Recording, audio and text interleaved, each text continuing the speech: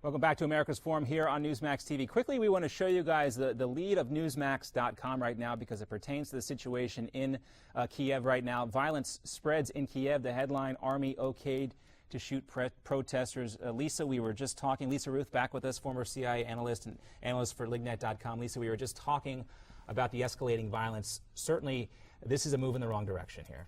No question about it. And it is significant because, again, up until now, the government has said no violence. We're not going to use violence.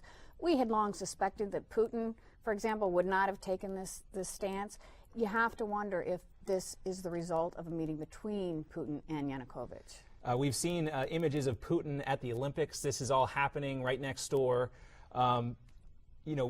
This is clear, Putin obviously not solely focused on the Olympics here. What would that type of meeting look like? Would it be something face-to-face over the phone? I mean, this escalation is most concerning. Well, and Yanukovych did go to the Olympics, and I'm sure they had a chance to talk about something other than figure skating. And this is a huge deal, obviously. My guess is when Russia decided to suspend the aid on Monday, the next tranche of aid, the message came very clear down. Do something about this. Enough is enough. And this, if this order did in fact come from Putin or by proxy from Putin, it shows his influence and that he is in effect control of the situation there in many ways. Absolutely. And back to your original thing before the break, this raises the question of what does the U.S., what does the EU do? Are we going to step in and balance this out, or are we going to allow Putin to take an imperial role throughout Europe? And Yanukovych just upped the ante with this order to shoot these protesters. Tell us a little bit more, Lisa. I know you've studied Yanukovych in depth in your analysis of the situation. What do we know about Yanukovych? Is this par for the course for him? Well, what we've seen over time is when he first came to power in 2004, he was elected and the opposition said he stole the election. There was a big uprising, the Orange Revolution, we called it. The opposition came to power. He came back in 2010 as a big reformer. Again, corruption, cronyism. He overplays his hand consistently. This is what we saw the last round of protests here. The protests had calmed down. He got Parliament to rubber stamp some laws. Overplayed his hand, you had more demonstrations. This is, however, the first time we've seen him willing to use violence, but he consistently overplays his hand.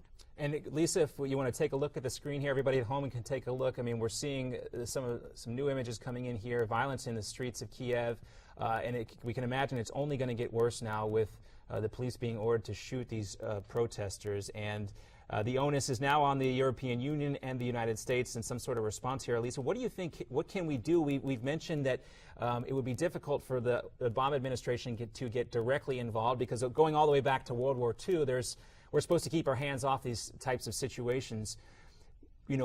At this point, though, would you think the Obama administration would be justified in taking a stronger role, trying to put Putin in his place? I think, again, at this point, we're now talking about extreme violence and people's lives. And I think we have to shift at least overtly from going against Putin to saying, you got to do something. You're killing people in your country. It's time to stop. What that means, I don't know. Yeah, well, that's what we have here to try to, when you look at this throughout history, and what's going on here today, we've seen the administration back popular uprisings in countries like Egypt before. Do you think they've learned their lesson here, and is that why we're seeing such a slow play on this issue?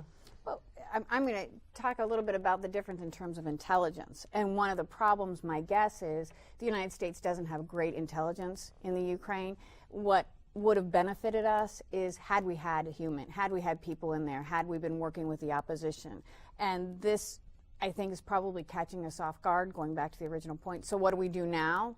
When you don't know what's happening, it's a lot harder to make plans. A lot of this has come into frame in the wake of the Edward Snowden scandal. I mean, but going back to when Putin kind of got his grasp on the presidency again after Medvedev was in office, have we taken our eye off Russia too much? Probably. It's very tempting when things are stable not to pay attention. And meanwhile, we've got Syria, we've got Iran, we've got North Korea. A lot of things to capture our attention. But Russia is stable, so it might be easy to say let's not pay attention. But there's no question. Putin has imperial ideas. He wants to assert his control throughout the region. And again, for the U.S., having a coherent policy to deal with that probably would have served us very well. And when we heard the president tell Putin, you know, give me some space and work with me on this, you know, some people might look at that at the point at which Putin saw that Obama may be malleable on certain issues like this and not willing to get involved in a very strong way. Do you think that's fair criticism?